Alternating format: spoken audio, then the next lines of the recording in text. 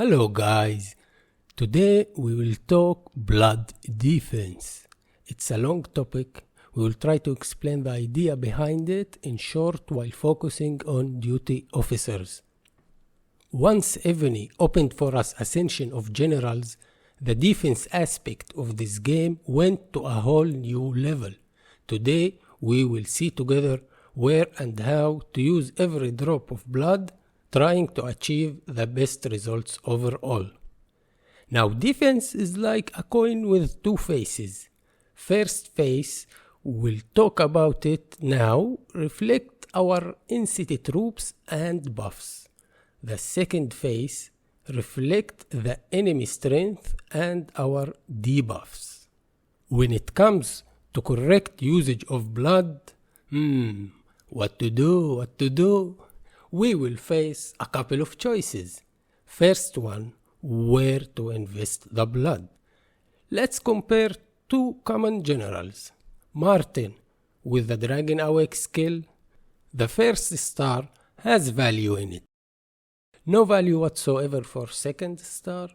Third star depends on the general. Most of us aren't big dogs. In this case, rally capacity is useless as well. When comparing the value of Ascension, remember that offensive general commands only the march he is leading, and only when he's marching. When duty officer Oleg with Kiev Conquest skill commands all in-city troops.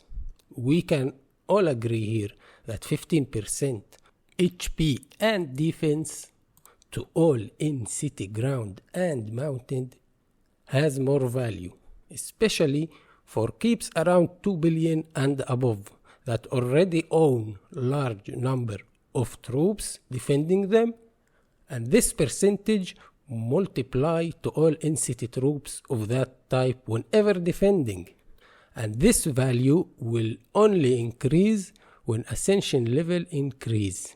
We can all agree it's way better than any offensive general ascension. One of the best ways to build stronger wall is to increase in-city buffs, and since the blood update, we can increase them drastically just by ascending common officers. Let's compare one fully ascended Martin that costs 4,580 blood to ascend and commands only his marching troops with duty officers that require a little less blood to ascend and command all in-city troops. We can all agree that the in-city buffs we get from duty officers way better than any offensive general, even a premium one.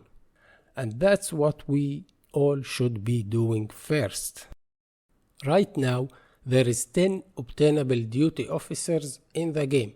Ascending all of them to only 1 star each general will get us 30% in-city troop defense, 45 in-city siege and archer HP and defense, and 50% ground and mounted HP and defense, with a cost of 6,200 blood in total.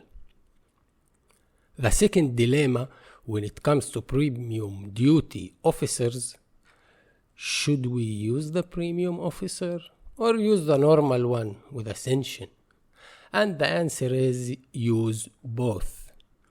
Looking at Raul and his premium replacement Mikhail, we can all agree that the one-eyed general skill is stronger than the lightning strike. But hey, Raul, we can ascend. Mikhail, we cannot. Now, the odds shift to Raul's side little bit. But the comparison now isn't even, because Raul has 620 blood invested in him. To compare correctly, we invest the blood into third general instead, simply because it's always the blood what's stopping us from ascending more generals. The biggest majority of players at this point won't have enough blood to max out all common generals. So we should use the premium generals we get and invest the blood on other common generals and maximize the value overall from generals and ascension together.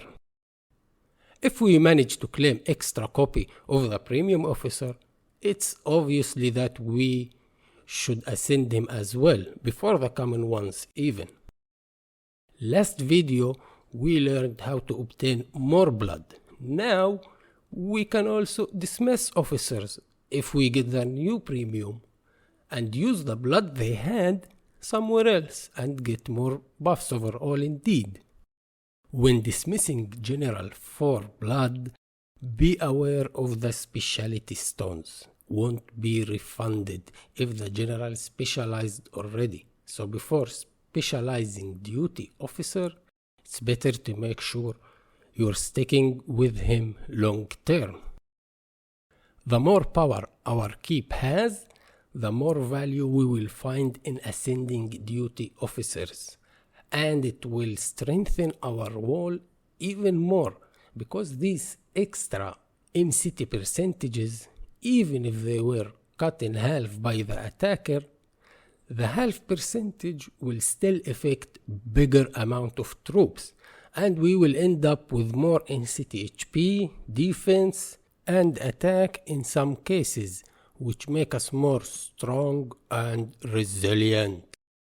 Wall General Ascension has the same value effect like duty officers. And remember that Ascension does not apply to the Wall Assistant General, only the main general. For mayors, it's the same strategy exactly. The only difference that we must always remember that mayors focus on enemy troops, which is the other side of the defense coin. That's why we should adjust the mayors based on our battlefield experience.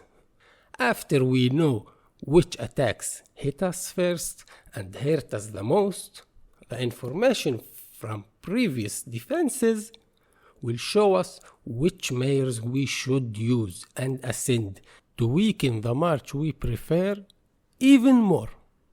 Now that we learned one way to increase our NCT buffs easily and even more by playing smart while ascending and comparing generals correctly, I hope to see more successful defense reports from all friends. If you have any questions or wondering about anything, feel free to comment. I hope you find the information helpful. See you next time. Bye guys.